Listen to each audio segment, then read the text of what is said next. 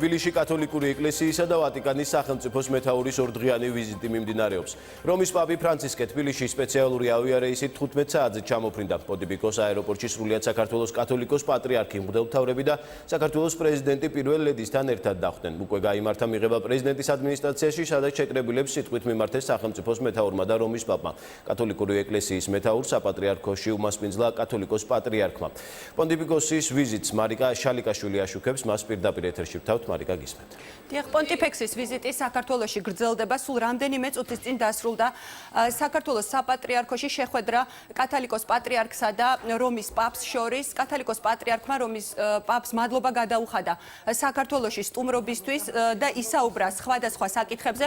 ყურადღება ილია მეორემ გაამახვილა ოკუპირებულ ტერიტორიებზე და აღნიშნა, რომ დღესდღეობით საქართველოს 20% არის ოკუპირებული და 500,000-ზე მეტი ადამიანი საკუთარ სამშობლოში არის ლტოლვილი. ასევე პატრიარქმა ისაუბრა გლობალიზაციის პოზიტიურ და ნეგატიურ მხარეებზე და ასევე ხატი გადასცა საჩუქრად სტუმარს პაპ ფრანცისკეს.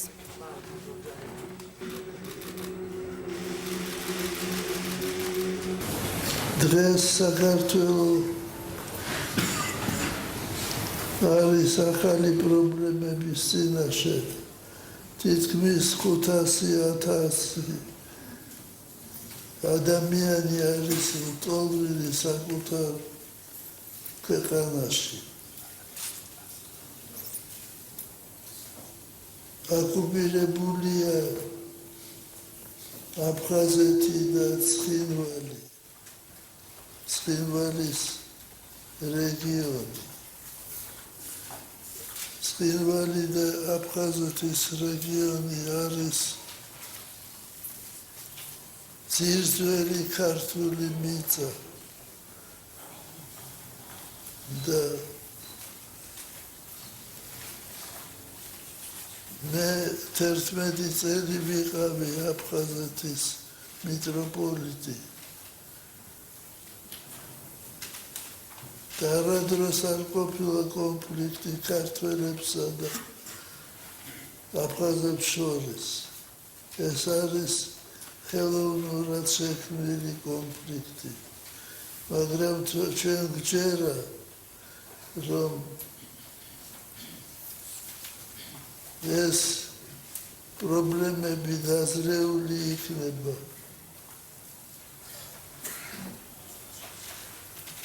თავარია დავსვლიოთ სულიერი პრობლემები.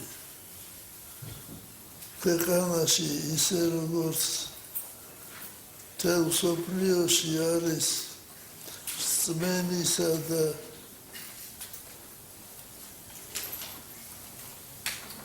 სიყვარულის დეფიციტი. ქართველ ხალხს ჩვევია ვაზის ნაჟურით შესვას, მისთვის ყველაზე ძვირფასი ფასეულობები სადღეგრძელო სიყვარულთან ერთად, რომელიც აგვამაღლებს. აქ განსაკუთრებული ადგილი უკავია მეგობრობას. ვინც მოყვარესა არეძებს, იგი თავისა მტერია, კვლავ შეგვახსენებს პოეტი. სურს გულწრფელად ვუმეგობროთ თქვენს ქვეყანას და მის ძვირფას ხალხს, რომელიც არ ივიწყებს მიღებულ სიკეთეს და რომლის სტუმართ მოყვარე ბუნება სრულად მიესადაგება იმედი და ახსავსე მისი ცხოვრების წესს, მიუხედავად უამრავი სირთულისა. ჩამოსვლისთანავე პონტიფექსს უმასპინძლა საქართველოს პრეზიდენტმა პრეზიდენტის რეზიდენციაში თავდაპირველად გაიმართა დახურული შეხვედრა საქართველოს პრეზიდენტსა და პონტიფექსს შორის. ამის შემდეგ კი უკვე რომის პაპმა ფრანცისკე პირველმა და საქართველოს პრეზიდენტმა მიმართეს იქ შეკრებილ საზოგადოებას. მე შეგახსენებთ, რომ რეზიდენციის ეზოში იმყოფებოდნენ დიპლომატიური კორპუსის წარმომადგენლები, სასულიერო პირები, ასევე ხელისუფლების წარმომადგენლები და მესამე სექტორის წარმომადგენლები. სიტყვით გამოვიდნენ საქართველოს პრეზიდენტი და პონტიფექსი. საქართველოს პრეზიდენტმა ისაუბრა იმ 25 წლიან დიპლომატიურ ურთიერთობაზე, რომელიც არის საქართველოსა და ვატიკანს შორის, თუმცა ასევე აღნიშნა, რომ საქართველოს და ვატიკანს აკავშირებს მრავალსაუკუნოვანი მეგობრობა. რაც შეეხება პაპ ფრანცისკეს, მან აღნიშნა, რომ საქართველო და ვატიკანი არიან მრავალი საუკუნის მეგობრები და მან გადასცა საჩუქრად საქართველოს პრეზიდენტს წმინდა ნინოს ჯვარი.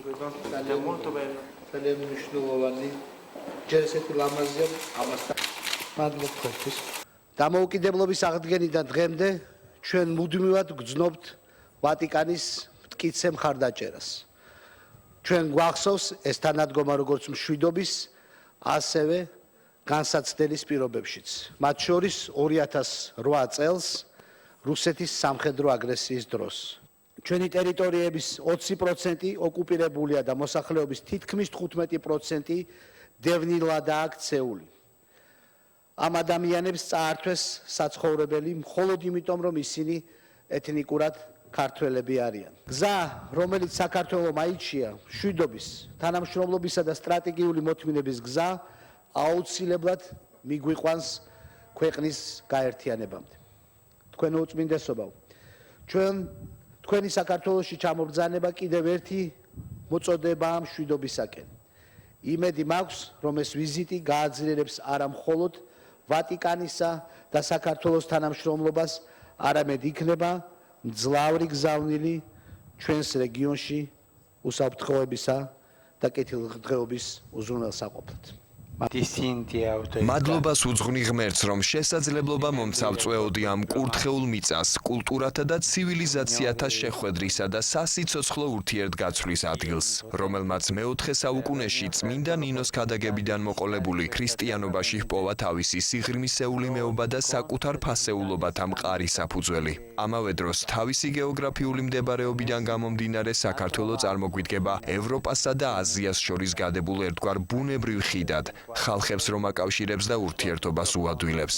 ბატონო პრეზიდენტო, 25 წელი გავიდა საქართველოს დამოუკიდებლობის გამოცხადებიდან. ამ პერიოდის განმავლობაში კვლავ მოპოვებული სრული თავისუფლების პირობებში თქვენმა ქვეყანამ აღაშენა და განამტკიცა დემოკრატიული ინსტიტუტები, დასახა საყოველთაო და ჭეშმარიტი განვითარების გზები. ყველაფერმა ამან დიდი მსხვერპლიც მოითხოვა, რომელიც ერმა ვაჟკაცურად გაიღო, რათა დაეცვა ასე ნანატრი თავისუფლება.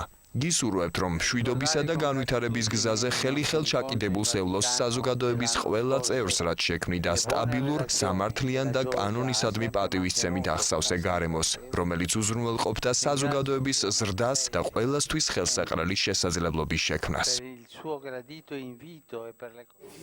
პონტიფექსი ამ წუთებში იმყოფება წმინდა სიმონ ბარაბას სახელობის კათოლიკურ ეკლესიაში, სადაც ის ილოცებს, რაც შეეხება უკვე ხვალინდელ ოფიციალურ პროგრამას, ზუსტად 10 საათზე დაიწყება მიხეილ მესხის სახელობის სტადიონზე. მესა წმინდა წირვას აღავლენს პონტიფექსი და ამის შემდეგ კი უკვე ის მოინახულებს ორ კათოლიკურ ეკლესიას, დღის ბოლოს კი ის გაემგზავრება სვეტიცხოველში. მადლობა, ეს მარიკა შალიკაშვილი იყო.